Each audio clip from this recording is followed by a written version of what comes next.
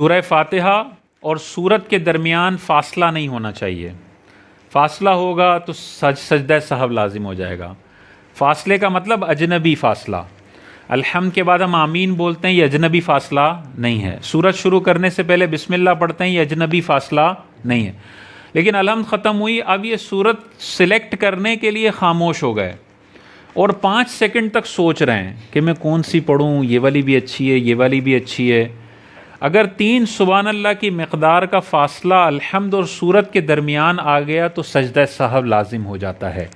तो अल्हम्द ख़त्म करने के बाद फ़ौरी आपने जो सूरत अच्छी जहन में आ रही है पहले प्लानिंग कर लें, उस हिसाब से पढ़ें, फ़ासला नहीं होना चाहिए। इसी तरह सूरत अल्हम्द के बाद सूरत मिला ली, सूरत मिलाने के बाद जब सूरत ख़त्म होगी तो फ़ौरन रुकू करना है, यहाँ भी फ़ासला नहीं होना चाहिए।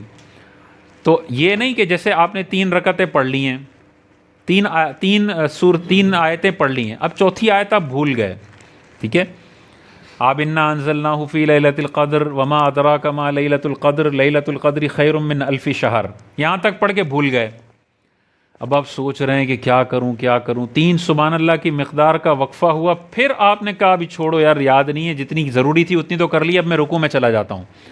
तो ये देखें, रुकू और सूरत के दरमियान 3 सुभान अल्लाह की मिक़दार का फ़ासला आ गया तो सजदा सहव लाजिम हो जाएगा।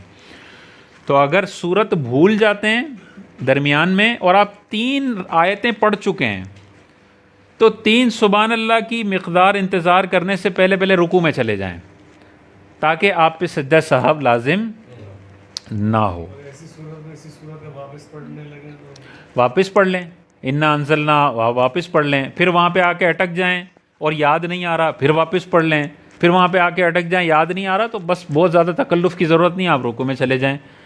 बस भूल गए तो ठीक है, लेकिन खामोश हो जाना, वेट करना, रुकू को डिले कर देना, ये सजदा सहव लाजिम हो जाएगा।